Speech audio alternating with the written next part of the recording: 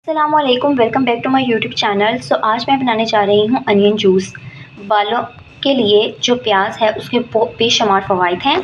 तो सबसे पहले तो ये कि आपने इस अनियन जूस को कैसे बनाना है और किस तरह अपने बालों पर लगाना है। तो इसको बनाने से पहले मैं आपको बताना चाहूँगी कि अनियन जूस के बालों के लिए क्या क्या फ़वाइद हैं।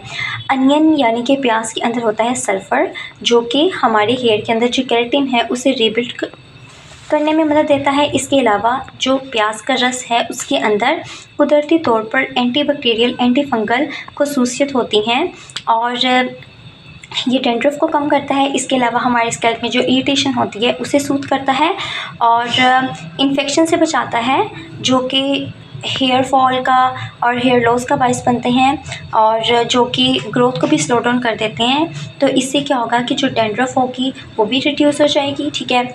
और इस सबसे पहले तो मैं आपको ये बताना चाहूँगी कि हिफाज़ती तदाबीर क्या हैं।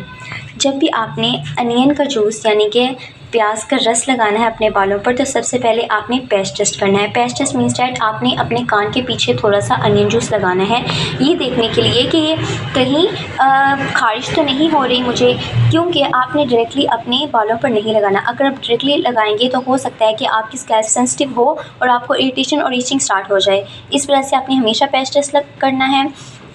और अगर तो इरिटेशन हो जाती है या कोई भी आपको ईचिंग स्टार्ट हो जाती है, तो आपने अनियन जूस को नहीं अप्लाई करना। इसके अलावा ज़्यादा देर तक अनियन जूस को अपने बालों पर नहीं लगाना, 2 घंटे तक टीके लगाए रखें। या फिर ये कि आपने इसे वीक में 2 टाइम्स अप्लाई करना है अपने हेयर पे, ठीक है। यानी कि अपने बालों को वॉश करने से पहले अप्लाई करना है। और अनियन जूस को अगर तो अनियन जूस की स्मेल आप बर्दाश्त नहीं कर सकते तो आप कोई भी एसेंशियल ऑयल ऐड कर सकते हैं। फॉर एग्ज़ाम्पल आप ऐड कर सकते हैं कोकोनट ऑयल, रोज़मेरी ऑयल, ताकि इसकी जो स्मेल है वो न्यूट्रलाइज हो जाए और आप अच्छे तरीके से लगा सकते हैं। अब मैं आपको बनाने का तरीका सिखाने लगी हूँ। तो आपने लेना है एक अनियन, इसको हम अच्छे तरीके से अब चॉप करने लगे हैं। को कट कर लिया है। अब मैं इसे हैंड चॉपर की मदद से चॉप करने लगी हूँ ताकि हम इसका रस अच्छे तरीके से निकाल सकें। मैंने अनियन को हैंड चॉपर की मदद से अच्छे तरीके से चॉप कर लिया है। अब मैं इसको स्ट्रेनर के थ्रू इसका रस निकालूंगी, ठीक है, और आपको दिखाऊंगी कि आपने किस तरह रस निकालना है। अब मैं निकालने लगी हूँ अनियन का जूस। अब आपने इसको प्रेस करना है, ठीक है।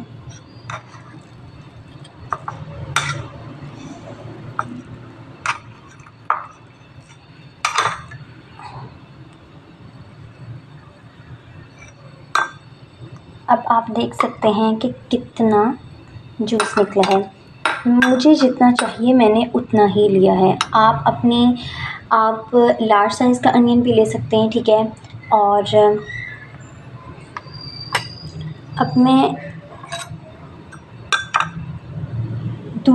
मैं इसको डिस्कार्ड कर ये जो अनियन का पल्प है इसे हम फेंक देंगे, क्योंकि अभी हमारे कोई यूज़ का नहीं है। फिर मैं दूसरा मैं लूँगी, ठीक है। देन इसके बाद इसका जूस निकालेंगे और फिर अपने स्कैल्प पर अप्लाई करेंगे। अब मैं फिर चॉप्ड अनियन लूँगी, ठीक है। देन उसके बाद अगेन इसको प्रेस करूँगी ताकि जूस जितना भी है वो निकल जाए। आपने अच्छे तरीके से, बहुत अच्छे तरीके से जूस निकालना है, ठीक है।